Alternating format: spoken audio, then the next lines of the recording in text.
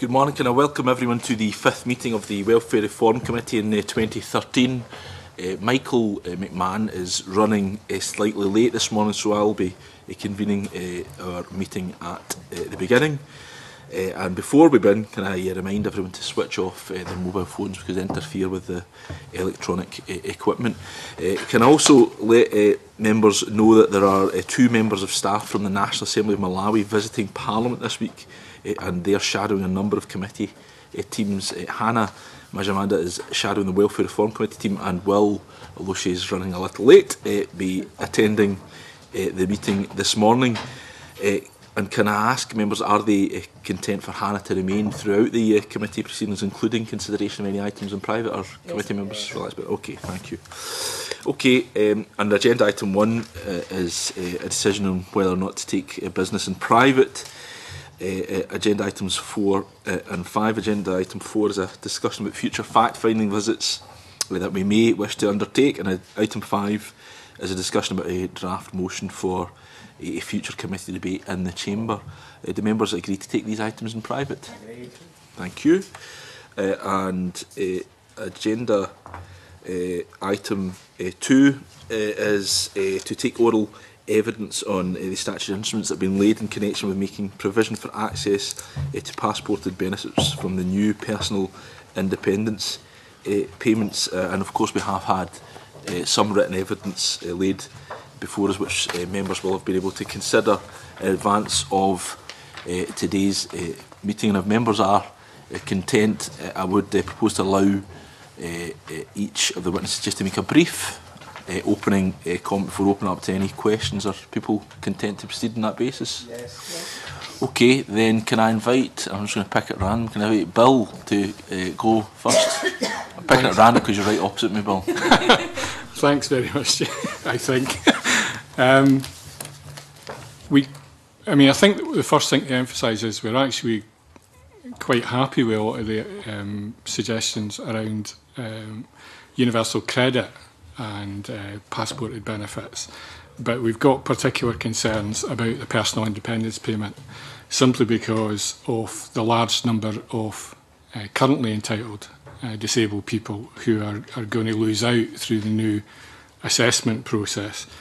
The majority of those are going to be people currently claiming the mobility component, and about 80,000 are going to lose entitlement to either the higher rate DLA or the lower rate when the new enhanced personal independence payment is brought in. And for those on higher rate, it's not just a substantial loss of income that the worry is, it's also that their means of accessing wider society is going to be put in question, because if they lose the higher rate, they will also lose automatic entitlement to the blue badge, which can assist people in parking, etc., in city centres. They also could lose automatic entitlement to concessionary travel, and because of the higher rate is also high rate DLA is also the passport to mobility vehicles. We've used Disability Rights UK and other sources to work out that about 1 in 3 claimants use their higher rate DLA to purchase, lease a mobility vehicle. So about 16,000 people could also lose their vehicles. And Scotland being a very rural country, we have really huge concerns that people are not going to be able to access services, not going to be able to access shops, and not going to be able to access employment or training opportunities if they lose their vehicles. And really we think it's very retrograde. So we're very concerned that the new arrangements for passporting do not disentitle a large number of people that are currently entitled. Thanks. Bill, and just to be awkward, I'm going to start at the other end. Jan, do you have any opening statement? Yeah, well, firstly, thank you very much to the committee for inviting Enable Scotland along. The reason you don't have any written submission from us is that we accepted that invitation at fairly last minute, but if there is anything further we can submit after today, we'll be happy to do so. Enable Scotland last year engaged with the committee, as members will remember, calling on Scottish Government to do what it could within devolved powers and devolved context to make a really bad situation a little bit better. And I think we're, broadly speaking, happy with what's been proposed. It certainly seeks to, the proposed changes and amendments to the regulations will seek to do that. We do have some concerns around awareness raising agenda here and making sure that people who do lose access to PIP therefore have these transitional arrangements and the regulations communicated effectively to them. Within that, there's a degree of increased complexity to what's already an increasingly complex environment, I think, for claimants. And we're concerned mostly with ensuring that there is support available for people who have communication support needs to ensure that they understand those changes and can work well within that context. Thanks, John. Richard, do you have anything to say? Richard Gatz for Right to Advice Scotland. We in general are happy with the proposals, but we recognise that there are some people who have an entitlement to DLA today who might not succeed with an entitlement to PIP going forward, and as a result the passporting arrangements might not offer them some protection. We've maybe got some suggestions about one or two things broadly in agreement with the proposals from Inclusion Scotland, but pretty much happy with the proposals. Okay. And Lynn? Okay, thanks, Convener. Lynn Williams, Scottish Council for Voluntary Organisations. Again, thanks to the committee for the opportunity to come and speak to you today. Just really overall to pick up on comments that colleagues have made and to support them in terms of their views around the access to information.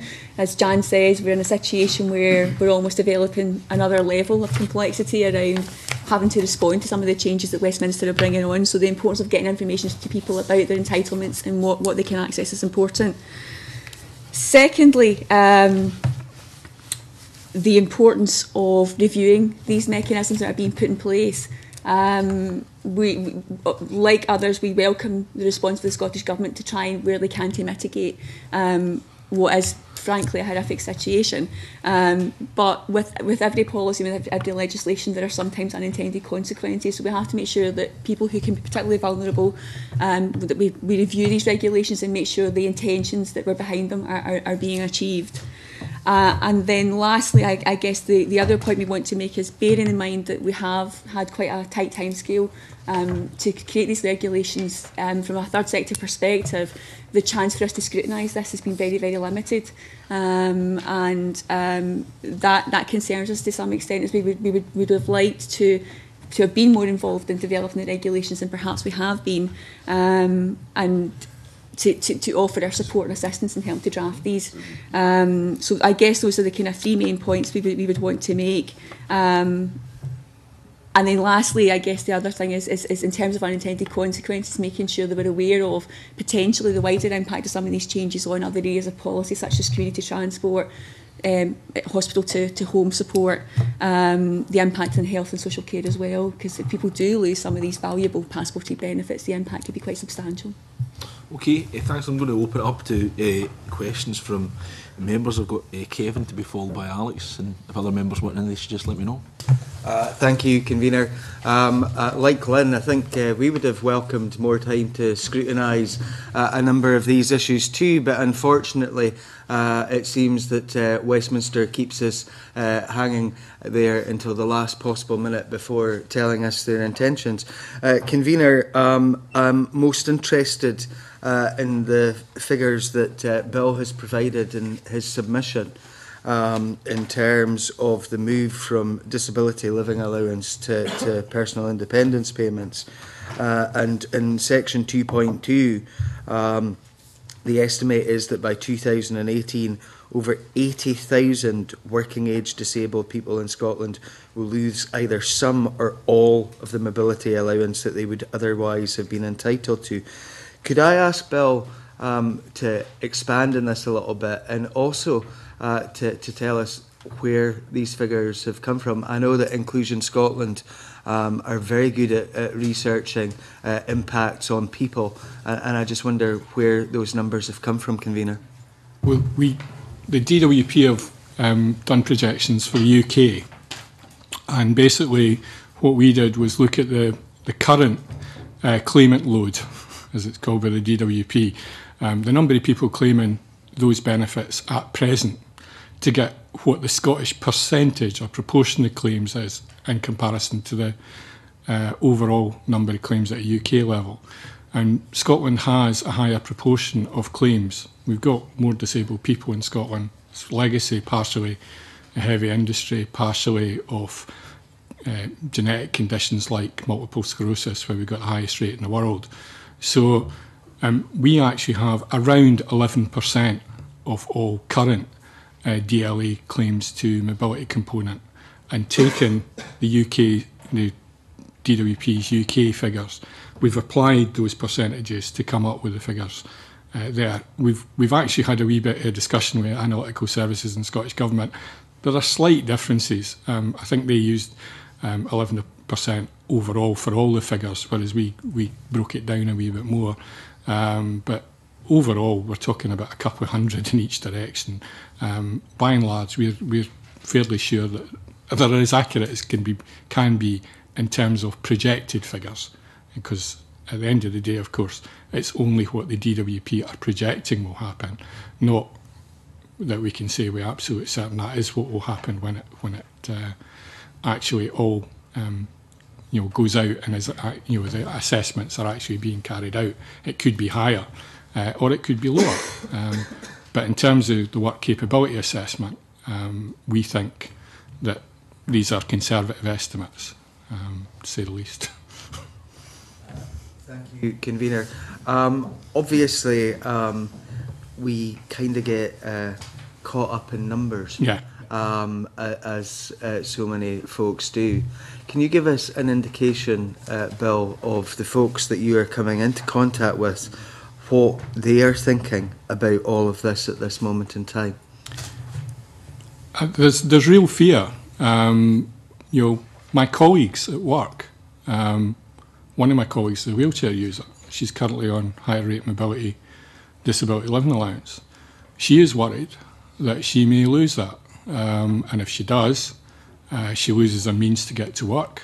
She loses her means to access services. She loses her means to have a social life. And her fear is replicated when we go out and have meetings with disabled people on this. And we did work with the Poverty Alliance and Scottish Government last October, and bringing disabled people into contact with the people that have drafted the regulations. And I think the one message that was coming through very, very strongly was that people currently entitled to the blue badge and concessionary travel should not lose it, because a bureaucrat's pen and an assessment is not going to cure them of the impairments that they've had for, in some cases, 30 or 40 or even 50 years. Yeah.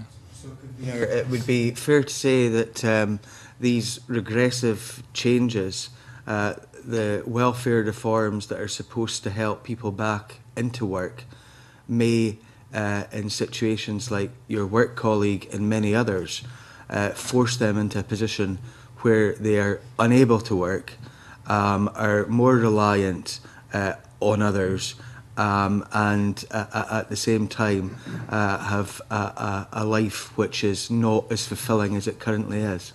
I mean, our sister organisation at a UK level is Disability Rights UK, and it carried out a survey of its membership, and well over 1,000 disabled people took part.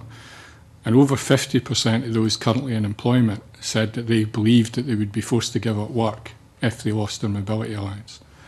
And that is the level, not just the fear, but what it could mean in practice, because the mobility allowance gives assistance not just in terms of buying a mobility vehicle or leasing a mobility vehicle or concessionary travel, but also that you can pay for a taxi because you've got some extra money coming in.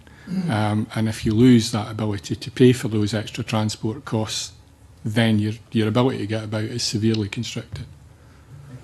If any of the other witnesses would like to comment on that aspect of that loss and how that could impact in folk actually not being able to work or socialise.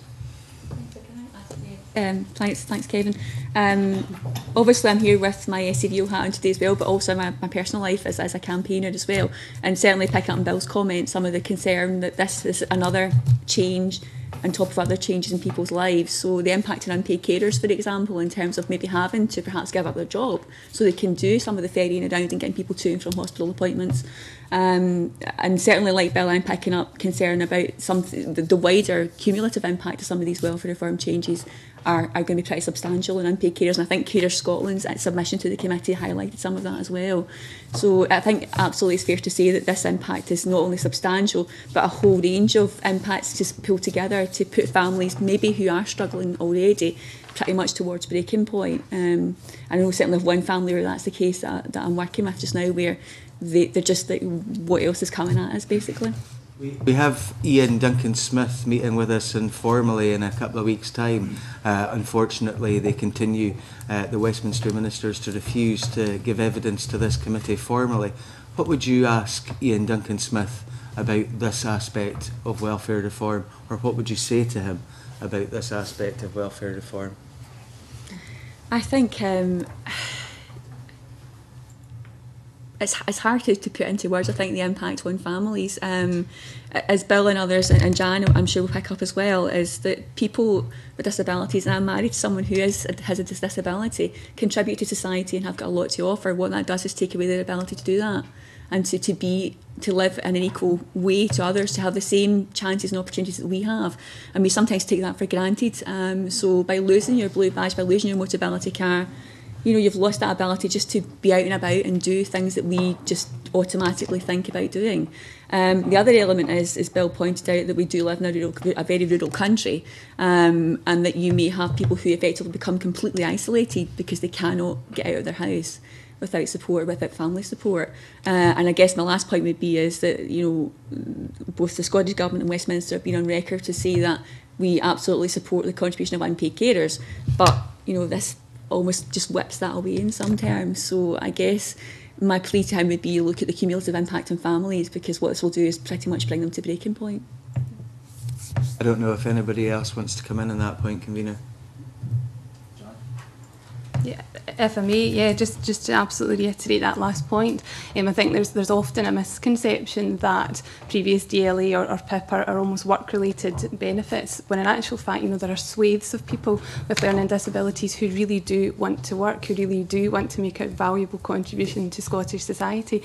And this change, this welfare reform, and the unintended consequences of that around access to the passported benefits could just contribute to having a cumulative impact in putting up far more barriers to people with learning disabilities who do want to make that valuable contribution to society. So they will want to work, but by removing their access to work and their ability to get to work safely, we're just putting one more huge barrier in the face of that.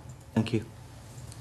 Richard, do you have anything to add? I don't feel there's anything that I can really add further to that, other than perhaps that outside of work, that we see the demise of our high streets, we see retail parks where the shops are, and folk who rely on mobility allowance to run a car.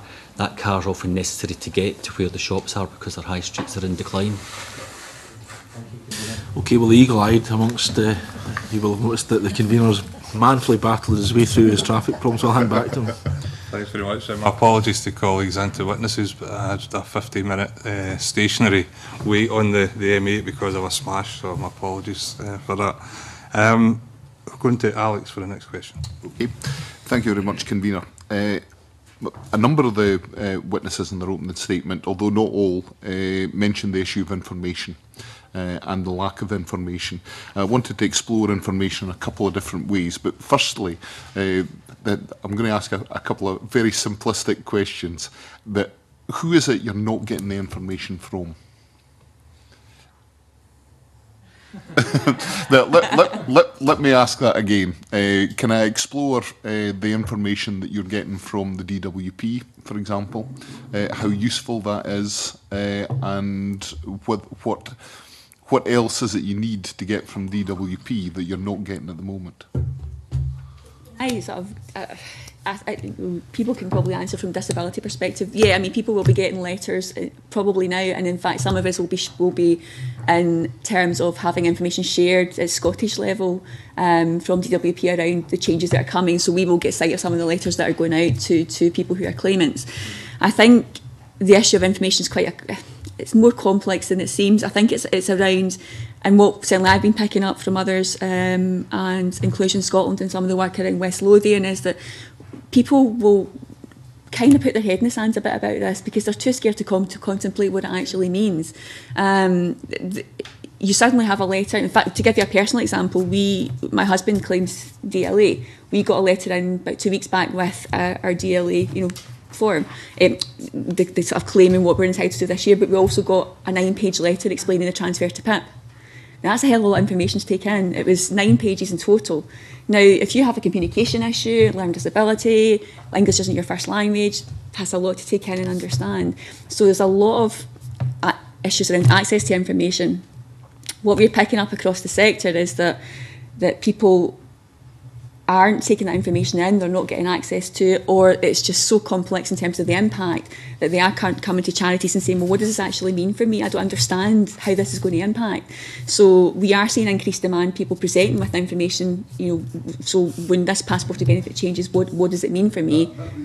The area I'm trying to get to, and that is that I presume each of your organisations, in some capacity, you speak for people who are responsible for giving advice when advice is sought. Where do you get the information on which you base that advice? And is there a significant shortage of information on which to base that advice? I think there is a shortage of information, and I think part of the reason for the shortage of information is there's an over-ambitious will to change the current system, and the timetable for doing so is perhaps too tight. We have next month the bedroom tax coming in, and Westminster are still unclear as to the rights for disabled households over where the bedroom tax will fall. Forgive me for calling it the bedroom tax. I know there's a Sunday name, but I think that's the name we all are all referring to it by.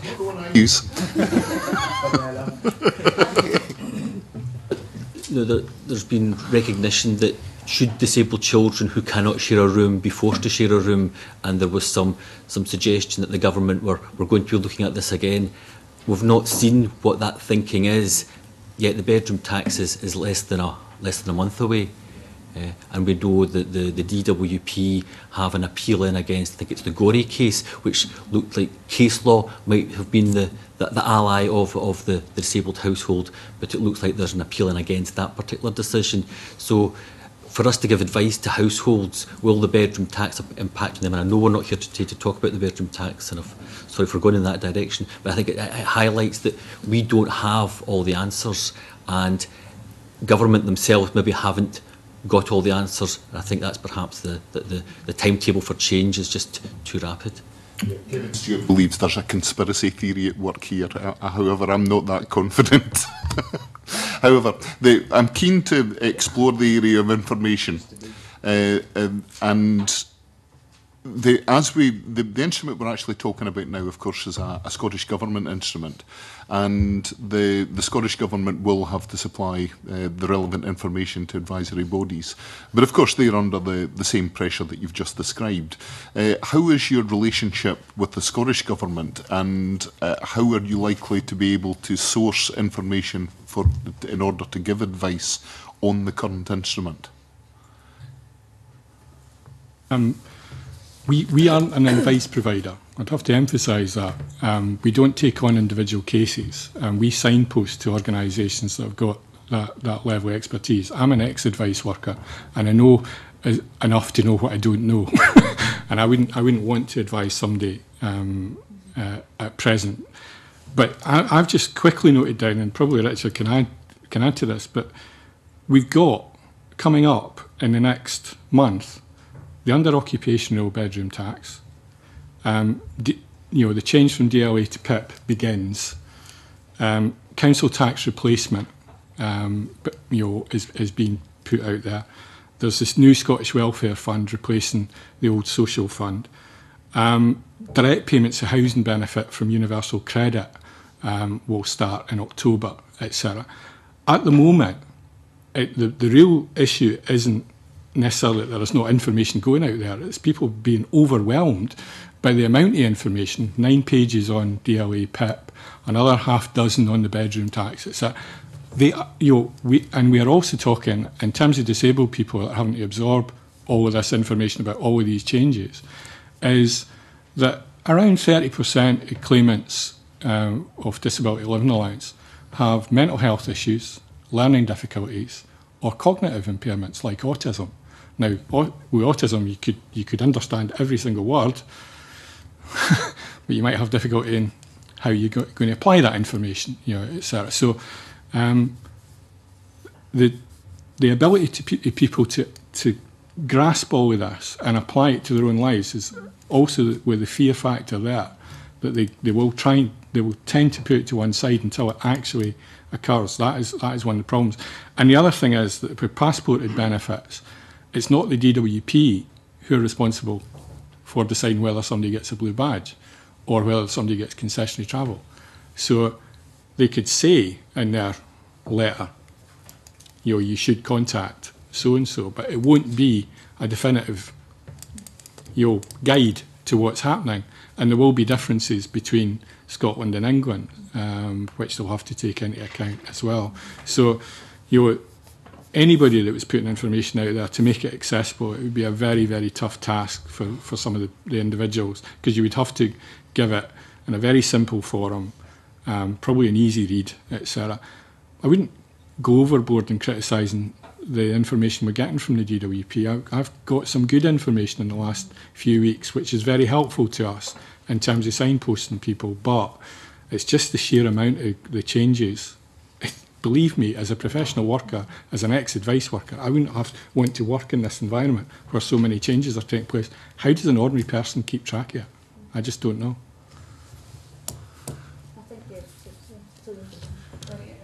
And just to add to that point, again, Enable Scotland we wouldn't class ourselves as an advice provider, but we absolutely do signpost people with learning disabilities and their families to the appropriate places.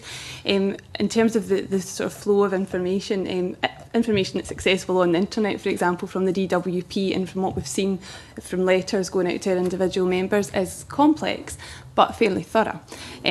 What we're seeking to do, or our main route of information actually comes more through the advice providers like Citizens Advice, Child Poverty Action Group, and we're seeking to work in partnership with them. Scottish Government recently did give us some funding to take forward a consortium approach to that, to developing training for frontline service staff, not to be able to provide advice or to take on casework, but just so that they're not presenting with a blank face when our service users are asking them about these changes, which they will, because they are bombarded with such a lot of change.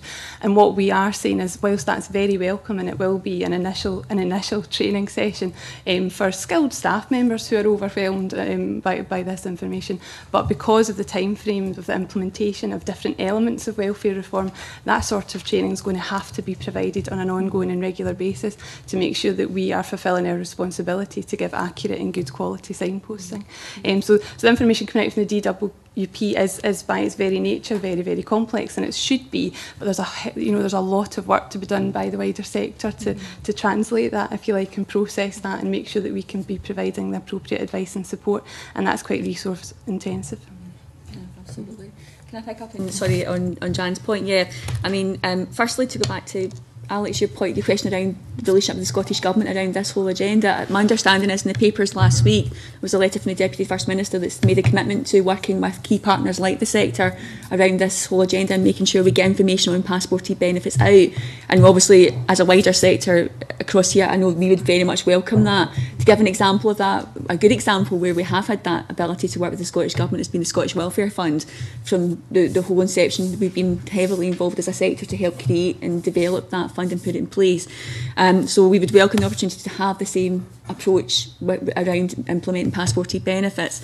And to pick up on Jan's point, is that the impact on charities and organisations who are at the front line giving advice and support, as many of you will be aware, is pretty substantial from previous evidence sessions. And it's the complexity of the cases, the fact that as Bill said, there are constant changes, there is a whole phase of changes, and then how these changes interact with each other to affect a family is understanding that. So the initial investment from the Scottish Government to look at some of the capacity building for the sector is welcome, but it's only going to just touch the tip of the iceberg. This is going to be an ongoing thing, and the kind of capacity building of the sector has to be phased and looked at different levels. So for organisations who do give in-depth advice, there's a different need there. But for those maybe who are signposting, who are just saying, well, actually you need to go and visit this organisation, just that wider understanding of the networks that are out there. But it's the complexity of the information and just being able to have the capacity to keep up with the changes to make sure that you are giving the appropriate advice and understanding that, particularly if someone needs that support to understand what it means for them.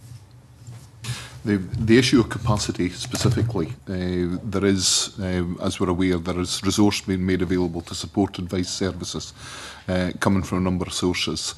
One of the things that worries me, I'll ask about the adequacy of that in a moment, but in terms of people, are the people out there, can we recruit the necessary volunteers? Can we recruit the necessary staff, professional staff, to administer and provide the scale of information that's required at the moment? Basically, can the organisations you represent achieve the necessary level of capacity regardless of funding? It's a toughie. I think my response to that would be there's a willingness to do that. Almost certainly. I mean, certainly we had a conference, SCV had a conference last November. Our engagement with the sector generally picks up a willingness to respond to this and say, well, what can we do? Where can we add value? And yeah, there will always be a challenge in terms of supporting and recruiting volunteers, and that from some mapping work we're carrying out, that's an issue, is how do we make sure we have volunteers in place and support them to deal with some of these complex inquiries. But there's a willingness in part of our sector to do that and to do what it can. And I think we've shown that already by working with the government on the Scottish Welfare Fund and other areas. There will always be capacity issues, but I think we do what we can. And others, Citizens Advice Scotland, others are saying the same things. We want to do what we can to help and to do to offer practical support and assistance. So I think we have to do what we can to support and encourage that capacity. The issue of volunteers is an interesting one, because you may be aware that there are groups that are who work in a voluntary capacity. There was one group, for example, called Autism in Scotland, who are purely voluntary, who work through social networking and provide support to families with autism affected by these changes. Now that's people who, and from an SAVO perspective, is how do we capitalise on that kind of almost community-based support, where people actually see a need and pop in with that expertise and actually voluntarily offer their advice and support to other families. So the impact of that kind of community response is very, very important. We have to build on that. The final simple question is the level of funding that's been made available so far adequate to support the structure that you just described? I think, obviously we had the initial investment that was announced a few weeks back. Obviously that hasn't been, allocated yet. So we would be looking to work with the Scottish Legal Aid Board and the government to make sure that we get it to where it needs to help the most. And part of the work we're doing with the Scottish Government is a mapping of the third sector and the impact of welfare reform in the third sector, and we hope that will help in terms of shaping some of those priorities. Of course it's never enough, in the current climate we're always going to say that. But we would make a plea in terms of the role of the third sector representatives here, is that there's a willingness on our part to shape our response in Scotland and to allow us to do that through proper scrutiny of the regulations, to be involved in shaping those responses, and that offer of help is there. And if I might just add to that final point, Convener,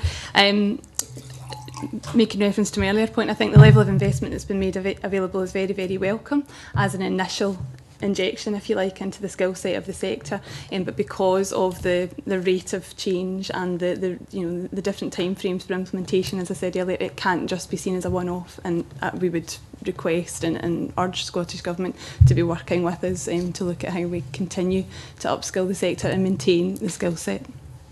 One thing I would say is that the bulk of the money that's been made available so far are the Barnett consequentials, the decisions by the Westminster Government. So we'll lobby them as well. We wouldn't like the Scottish Government to have to carry the whole can.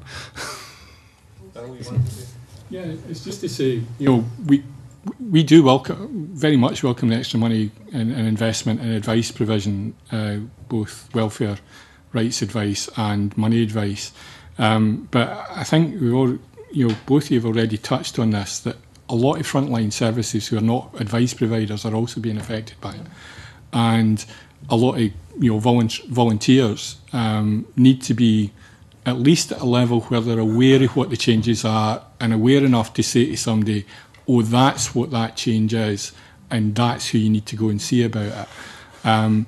Because that could save a lot of work in the advice sector, like citizens' advice, etc., where if that sort of triage work was done and people are directed to local authority or directed to the DWP, etc., a lot of that could be done. And just to say, like, ourselves, as I say, we're not an advice provider, but in the last, you know, 8 or 9 months, we've carried out 30-odd talks to professionals, volunteers, etc., and other agencies outside our own, so that we could begin to make them aware of what the changes were that were coming, and try to get them, you know, motivated to understand what those changes were, so they could work with their client groups.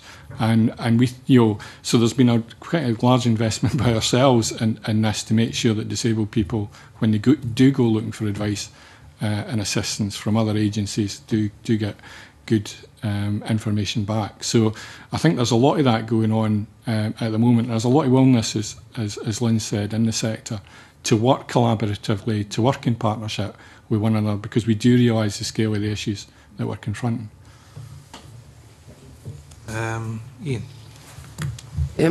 I think broadly the committee agree with the witnesses that the impact of the changes that we're talking about are pretty iniquitous. But the purpose of the regulations that we're discussing today from the Scottish Government has a very clear purpose in bringing them forward, which is, at least with regard to passported benefits, that there's some protection to those who currently qualify automatically. So the purpose of the regulations is to ensure that the maximum possible number of those who currently automatically qualify continue to qualify after the changes. I think from the written evidence which has been submitted, that the witnesses and some of their colleagues who are not represented here today are saying that when it comes to those benefits which are passported through universal credit, that largely has been achieved. But I think the evidence is also saying that when it comes to those benefits, particularly the Blue Badge and the National Concessionary Travel Scheme, which are passported through what will become PIP, that the regulations as they stand fail to achieve that objective. Is that fair? I think they protect those who will go on to establish an entitlement to personal independence payment, but the concern has to be for folk who lose out, they don't get their personal independence payment, and in the past they would have qualified for DLA. Now, within the Blue Badge, there's the provision for a local assessment on the grounds that someone is virtually unable to walk, which is pretty much identical to the DLA test for higher rate mobility. So there is an assessment there, but it would appear that it's not universally applied the same way, and depending on where you live, you may be more or less successful, and not entirely sure what appeal rights there are within there. If there are to be more medical assessments done locally, then there's a greater administration burden on the local authorities, and for the applicant themselves, there's the second assessment. They've applied for DLA, and now they're having to go through the second assessment. So while the second assessment can be a safety net, if there were some way of making greater use of the award letter or lack of award letter from personal independence payment, then we would certainly welcome that. I mean, there are, in the evidence that's been submitted, there are a couple of specific suggestions. And so I'm keen to know if colleagues think these are helpful suggestions. So Carer Scotland who are not represented here today, but make a specific suggestion that if the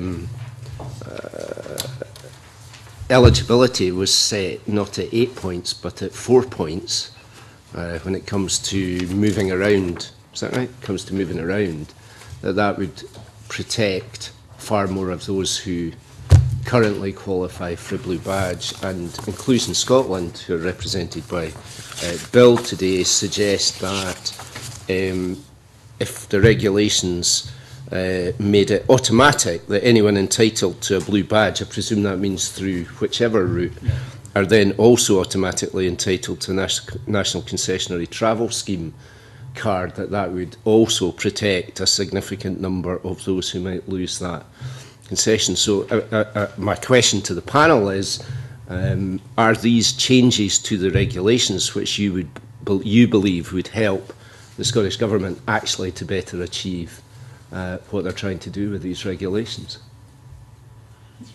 They are, by and large, and I also like the COSLA suggestion, which didn't occur to us, so good for COSLA. They suggested that those who are appealing their decision on the new personal independence payment should retain entitlement to the blue badge and concessionary travel until such time as their appeal had been heard and decided. And I think that would also be a form of transitional protection, which, again, given the amount of time that appeals are now taking, in excess of 12 months from beginning to end, then that would be protection for quite a lengthy period as well. And given, again, that a lot of people who appeal their work capability assessments are successful, that would also mean that people who would otherwise perhaps lose out in the interim would retain entitlement, as they should, because they might have their benefit reinstated at appeal.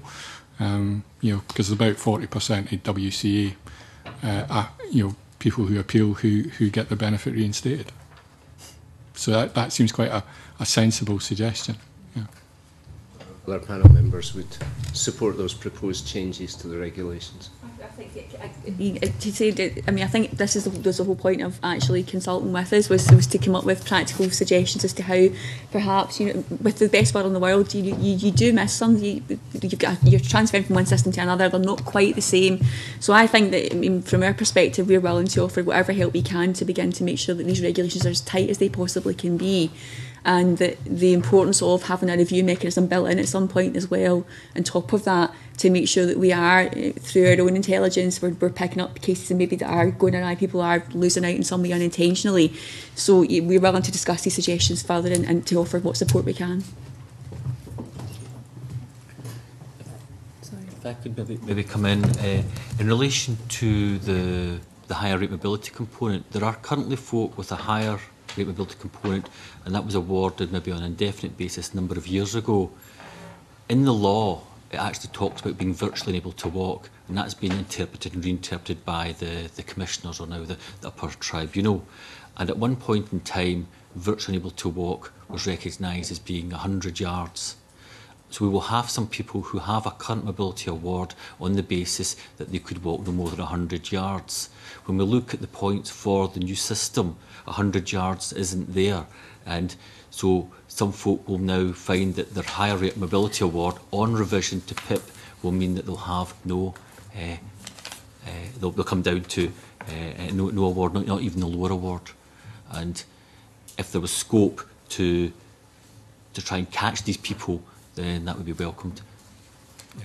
So my understanding of the evidence submitted to the committee is that 4 points would be can stand and then move more than 50 metres, but no more than 200 metres. So that the setting the bar at 4 points would take us to somewhere close to that would what be you're describing, way, Richard. Is that correct? Yes, that would be one way of doing it. However, that might be seen as actually extending entitlement, and understand there are pressures on the budget. It may be that in relation to the catch-all, the local assessment, when it talks about virtually unable to walk, perhaps there needs to be specific guidance given to local authorities to say, when determining virtually unable to walk, and maybe state in there that 100 yards should be for consideration. Thanks. Annabelle. Thank you, Convener. And, good morning to all the witnesses, and thank you very much indeed for coming along. Kind of sticking in general with that very subject, I was struck when reading the papers for the committee meeting this morning about the issue of the reduction, if you like, in terms of eligibility for the enhanced mobility element of PIP from 50 metres to 20 metres. And I was also struck by an exchange at a House of Lords question time on 24th January with the Lord Freud, the UK Government Minister in charge of welfare issues, along with the UK Secretary of State. And in terms of what the Inclusion Scotland paper said, Bill, your feeling was that this change, and you state, has contributed to a substantial increase in the numbers expected not to qualify for the enhanced mobility element of PIP. However, I perhaps would read out what the Lord Freud said in a response to a question at Lord Starred Questions on 24th January this year. In response to a question from Baroness Gray Thompson, he said, and I quote, I admit that I would have preferred there to have been more consultation on the 20 metres, but there is no effective change in the number of people receiving higher rate mobility allowance because of this change. I hope that noble lords will accept my assurances on this. That change has made it clearer and simpler to operate this measure. It has not changed the numbers affected. So could I perhaps, given there seems to be a slight difference of view here, ask firstly Bill to comment, since I pick up on a point made in his submission on behalf of Inclusion Scotland, and indeed if any of the other witnesses would like to comment on what is really a very important issue, and it seems potentially a significant element in affecting who will be entitled to receive that rate of PIP. First, it's just common sense that if you move it down from 50 metres to 20 metres, more people will be affected because there are more people that will be able to walk the interim distance. But our figures are the DWP's projections. So the original projection was that at the end of the process of PIP assessments, 250,000 people would lose higher rate mobility who were currently on it, or who would have become entitled to it. But by 2018, 428,000 will lose. So there's a 70% increase. Now, not all of that increase is due to the increase, to the decrease in the amount of distance that you're able to walk. Part of it is because the longer period that the assessments are going to go on, that more people who would have qualified for higher rate mobility under the old rules will come on stream. They'll reach the age of 16 or 17, or they'll have a stroke, or they'll be involved in a car accident, or whatever. So that they would have moved on to the higher rate mobility of DLA before, but they won't now. So that's partially the reason. But certainly, as I say, there must be, and it's just common sense, there must be more people. If it made no difference whatsoever, why change it? Why not leave it where it was? If it made no difference, why not leave it at 50 metres? And by the way, when the DWP originally had their first consultations with stakeholders, they did put 20 metres on the table, and they were told to take it off, and they did. And we heard no more about it for over 12 months. And then all of a sudden, just before Christmas, it comes back. So again, this was not in line with the views of disabled people's organisations or, the main disability charities, etc. That 20 metres was the correct length that people should be able to walk. We had an unchanging view that it should be 50 metres. Before we open it up to other panel members, could I just ask, in terms of your experience, Bill, working in this sector, what concretely would be a 20-metre walk and what would be perhaps a 25-metre walk? What would be the practical application of that for an individual suffering from disability issue? Well, you might get down your garden path with 20 metres, but you're probably not going to be able to reach your vehicle if you have a mobility vehicle if it's 50 metres. That's the practical difference. That it means, when you park to go to the shops, the difference between 20 and 50 metres to the shop door can be quite significant. Same with going to hospital, again, for where the blue badge parking is situated is near to the hospital doors as possible, and usually within that 50 metre range. If you suddenly move it down to 20 metres, there's a lot of people who are not going to be able to make the distance, who will need, to the only way they will be able to mobilise is probably through a wheelchair. And, that has consequences on having to be accompanied to everywhere that you go, etc., to be able to maybe get in and out of that wheelchair. Thank you. Undoubtedly, the move from 50 to 20 metres was a cuts and a cost-saving exercise. Where does it stop? Do we then take it down to 10? Most folk are probably able to take a step. Many folk can take 2 steps. But at some point along the way, it becomes a meaningless assessment of an ability to walk. Yeah. I guess the practical application would be that you can do that at home, but once you're outside the house without support, you can't do that. So that you effectively, you could be stuck in your house for the rest of your life. Let's be cynical here. It's that kind of, it's that kind of difference between actually having a life outside of your house or being at home all the time. Would absolutely endorse that, absolutely. And we're not just talking here about people with mobility, physical disabilities, people who do have learning difficulties, who do struggle to get out and about without assistance, would also be impacted by this. And it's not just putting up that barrier to access in the world of work, it's putting up that barrier to access in your rights as an individual to live a full and happy life. Thank you, Convener, and perhaps an issue, maybe another issue, one of the many for Mr. Ian Duncan-Smith at what sadly won't be a long enough meeting. But I, for one, having listened to the evidence just provided, feel it very unlikely that I would rely on the assurances given by the noble Lord Freud on this particular issue. Convener, thank you. I'd just like to try and get some clarification. I hope I'm not going over something that I might have missed earlier from Kevin's. But if I can come to you, Lynn, in Section 3 of your submission, you make reference to the protection being offered in relation to concessionary travel being temporary, and it will lead to isolation, increased living costs, additional pressures on family carers, and potentially a breach of ECHR and Human Rights Act. So I'm not misreading this. Are you referring to the actual Welfare Reform Act or these regulations? We picked up on concerns from obviously other responses. Part of SCV was roles to represent the views of obviously the third sector, and we picked up concerns and other responses about, perhaps as we've raised this morning, that some people might actually, whether intentional or not, lose out from some of these the passport arrangements. So I guess the concern in picking up on what Bill and others are saying is that if we do, if people do lose out, intentionally or not, through these passport arrangements, then there's a risk people will become more isolated, that, some of the unintended consequences of people having been stuck at home, being unable to get out and about, to travel, to, as Carers Scotland outlined, putting additional pressure on family carers. I think that risk is there. So that's why we've called for a review, make sure there's a review built in place as much as we can around these regulations. I think it's important to point out that however we've got to this point, doesn't matter. We have a responsibility in this room and beyond this to get these regulations right, because the impact on people's lives are pretty profound and substantial.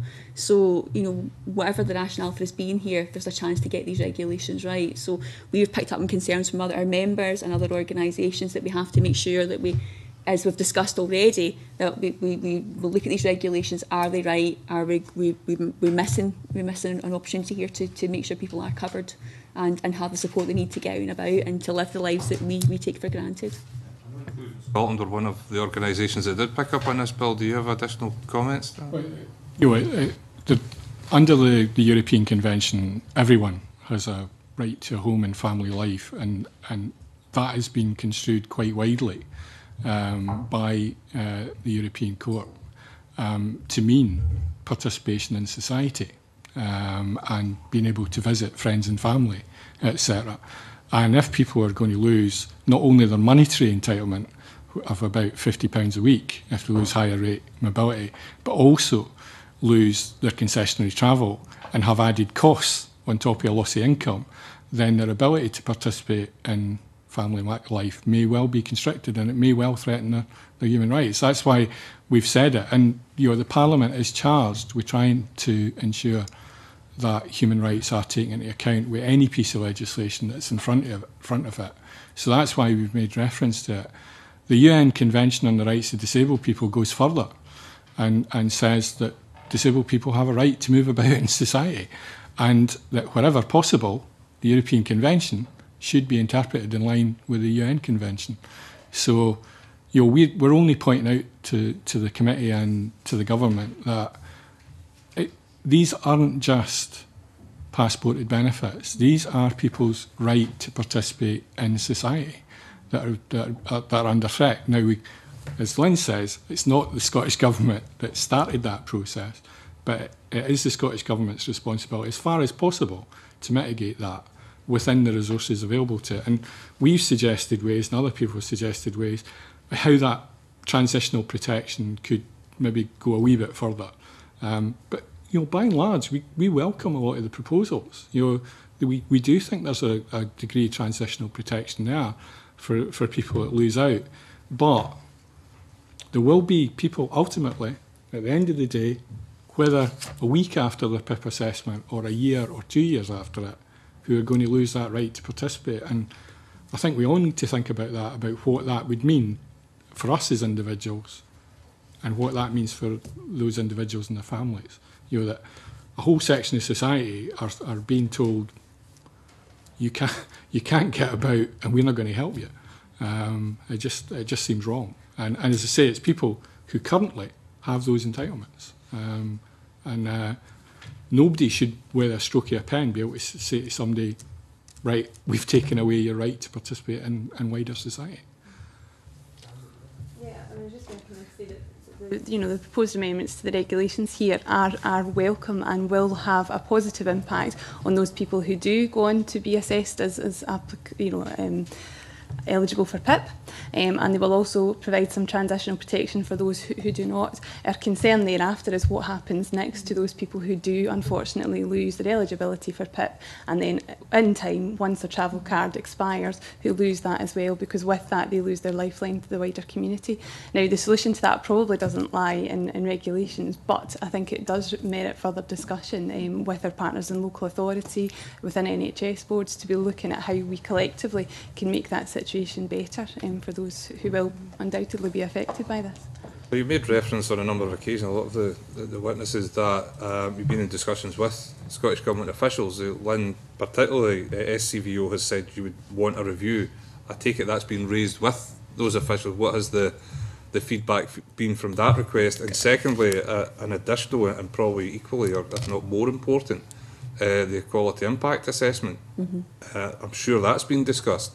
Has an EQIA been undertaken, or has a commitment been given to have one? Not really. I mean, obviously looking at the papers last night, there was obviously discussion from the officials when the papers were saying that this, in some cases, EQIAs were difficult to carry out. So I'm not aware of where that is.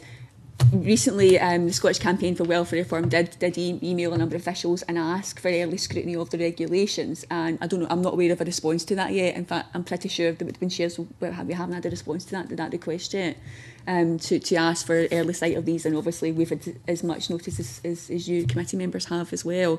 So I guess our offer is, I'll say it again, is if we can help shape these regulations and tighten them up as best we can, and also in terms of looking at how we get information out to people so they understand what's coming, then that offer of help is there again to do what we can to support that. I think in terms of that, since there isn't any clarity, I think it'd be useful if the committee was to agree to write to the Scottish Government and ask what the plans are to have a review, and also the plans and commitments to have an EQIA. I mean, I don't know whether there's a possibility of building a review into the regulations themselves. That's a suggestion others have made, is that's automatically there.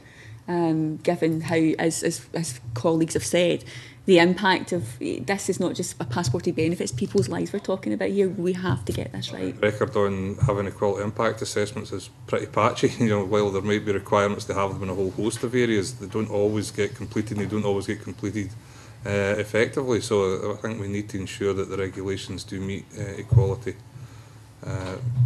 impact measures as effectively as it possibly can. So it would be useful, I think, for us to check that out. Linda, sorry, Jamie, you wanted to come in the back. Yeah, it's just this side issue of reviewing these matters. I mean, would the witnesses accept? I mean, clearly these are transitionary arrangements. There's a commitment to put in place legislation, introduce that next year to take this forward on an ongoing basis. So presumably this whole process, and I absolutely accept, this impacts on people's lives in a very serious manner. But I mean, would you accept that part of this, the purpose of this being transitionary, is that we can learn lessons and finesse the arrangements? Essentially, this whole thing is a review to some extent. Given that there are plans to bring forward further regulations in the future, that would obviously be the opportunity to review how it's working in practice. The problem is for some of this that it's going to pan out over the next 4 to 5 years. So it's not that a review in a year's time is necessarily going to give you the information as to what the long-term impacts are, because a lot of the people if the majority current disability living allowance claimants won't have had their claims reassessed by next year. Only a very small number will have. So it's something that the Parliament has to, and local authorities have to keep under review over a longer period. So this is something that we need to consider when we come to that legislation, how we build in that mechanism then? Yeah, okay. Yeah. I think that's it. All of us, by and large, welcome the efforts that have been made, but we're just still wondering how it will pan out in practice, and because they are all projections, these figures for PIP. So we would like to see, well, actually, is it 47,000 that have lost out, or is it 60,000 or 70,000? And so what do we have to do then? That would be the question. So something that we need to return to. I would just like to come in and completely endorse that point. I think this is a generational shift, and it's going to take a very, very long time for us to truly understand the impact of this on Scottish society. So I think a review in a year's time, absolutely, to bring forward another piece of legislation will be a useful point at which to sort of take a breath and review what's happened. But I don't think that will be enough, and I think it would be incumbent upon the Scottish Government at that time to ensure that a review mechanism's built into that new legislation. I'm sure this committee will have the task of scrutinising that legislation so we can reflect on that at that time. Thank you. As I say, we can get clarity about the longer term thinking on that. Obviously, these are things that are being discussed, and it would be good to get clarity around where the government sees things moving forward in that regard. Linda? Convener, very much along the lines of yourself and the Deputy Convener, but the long-term impacts of this, and the constant reviewing that's required. And I think that's been covered. But I also wanted to ask specifically in terms of the blue badge, for example, where there will be decisions to be taken by individual local authorities, and COSLA have very much mentioned the impact of that in the submission that they made to us. So I just wondered if there was dialogue, perhaps, Lynn, it would be SCVO dialogue with COSLA about how some of these things will be implemented, because regulations, guidelines, whatever, there can be a degree of discretion in how they're applied across the country. That's happening already with blue badge applications, even out with those on disability, etc. And I wondered if there'd been anything put in place to monitor at a local government level in terms of the unintended consequences that are bound to arise, and on things that we know about already, such as blue badges. I think there are opportunities probably, Linda, through the Welfare Reform Scrutiny Group, which brings together COSLA, our sector representatives and others around the table. To be fair, we probably haven't used that scrutiny group as well as we would like, along the lines that you're suggesting, and certainly I know myself and others would welcome that greater scrutiny role, and I don't mean that in a negative way, in a positive way.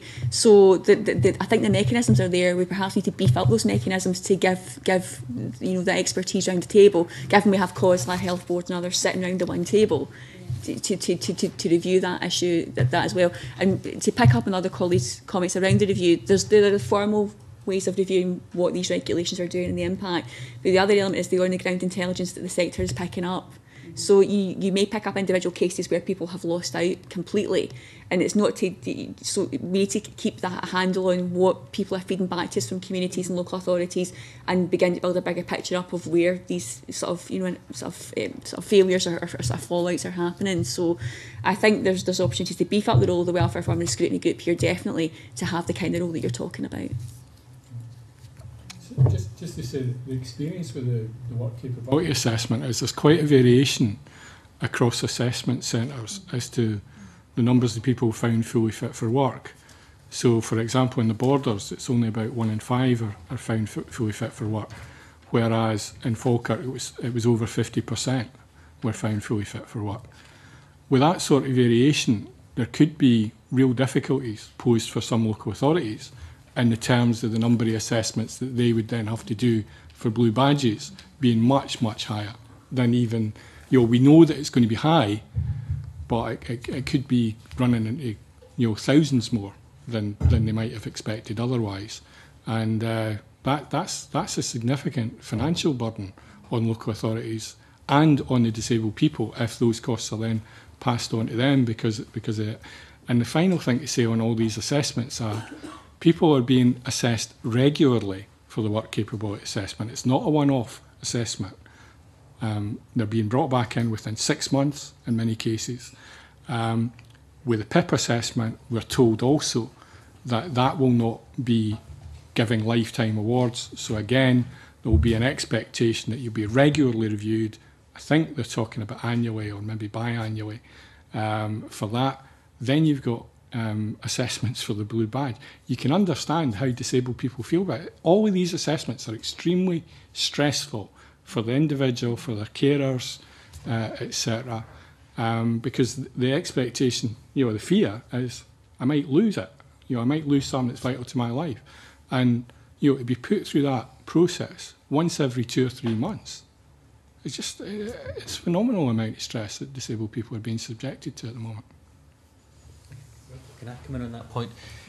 What we alluded to earlier on was a suggestion from COSLA in relation to extending some entitlement pending an appeal process.